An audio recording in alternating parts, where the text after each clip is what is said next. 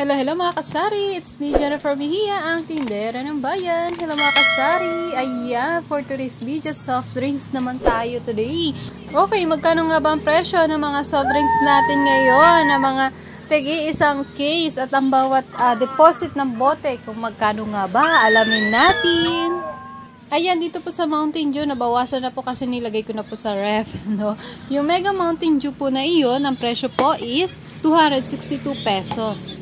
At sa Pepsi Litro naman po is 374 pesos ang isang case. Ang presyo po natin mga kasari is iba-iba po.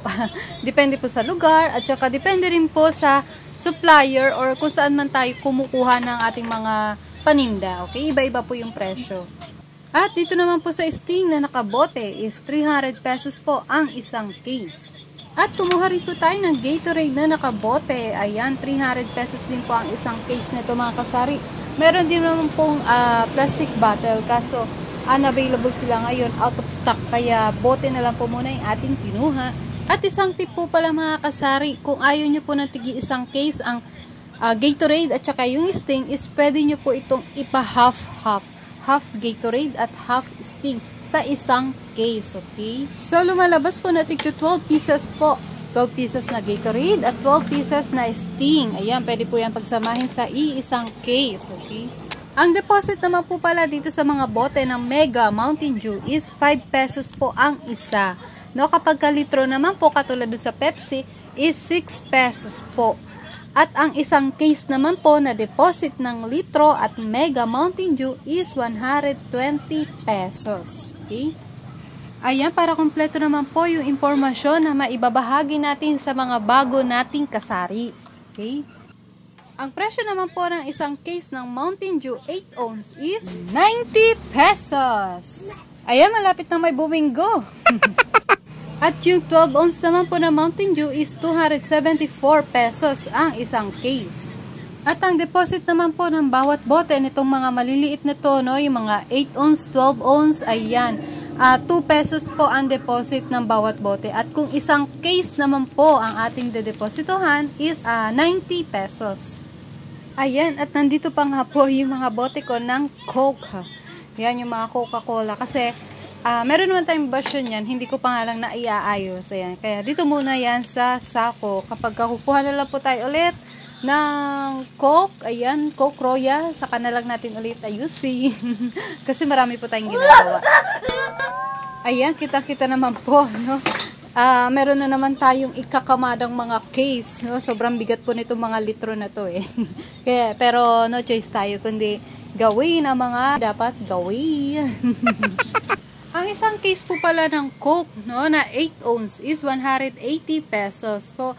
So, yung sa presyo po ng Coke is grocery ko na po ito kinukuha doon sa wholesalan sa palengke. Kasi yung ahente po ng Coke is hindi na po ulit bumababa rito. No, hindi ko alam kung bakit. Okay, so sa litro naman po na Coke is 380 pesos. Okay, so medyo mataas na po ng konti kapag sa mga wholesalan, sa mga grocery na po tayo kumukuha, okay? Unlike po sa mga ahente, is talagang mababa po. Pero kung wala tayong ibang mapagkukunan, yan, no choice tayo kundi sa mga wholesalan, okay? At dumako naman po tayo dito sa ating mga juice. Ayan, sobrang napakabenta po nito sa ating sari-sari store. Fast moving po talaga. No, lalo-lalo po sa mga bata at saka sa mga magmimerienda. Ayan. At malapit na rin po ang pasukan. Kaya naman, goods po ito para mag-stock po tayo ng madami. Dahil mabenta po talaga ito, lalo na sa mga estudyante. Ayan, kung malapit po ang ating sari-sari store sa eskwelahan, yan. Talagang goods po na tayo po mag-stock ng maraming ganito. Okay, juice. At meron pa po tayo stocks dito sa loob. Ayan, no? Golden coolers, yung mas maliit po na 200 ml. Ayan, 10 pesos ko po binibenta ang bawat isa neto. Malamig po. Ayan, malamig. At ayan, ito na nga po yung ating bill.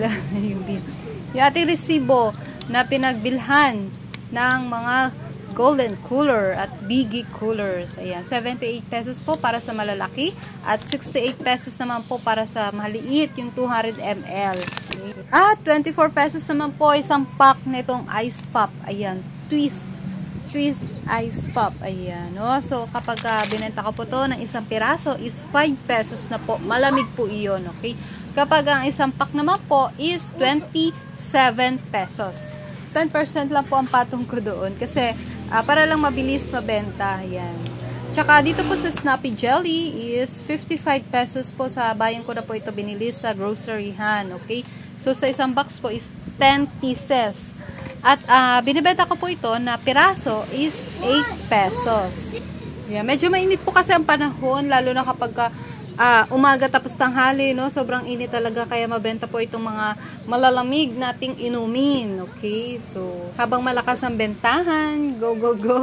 Para makabawi po tayo kapag tagtumal na naman, 'di ba? So, kailangan bawi-bawi kung ano yung pinakamabenta, kailangan yun po yung full stock at hindi po tayo nauubusan, okay? Kung hindi man po kalakihan yung ating pangpuhunan, pwede naman po na kahit pa ilan-ilan, basta lang po hindi tayo nauubusan. Yan, no? Yung ating mga presyo ng ating mga soft drinks at deposit po. Okay, so yeah, hanggang dito na lamang po. Thank you for watching.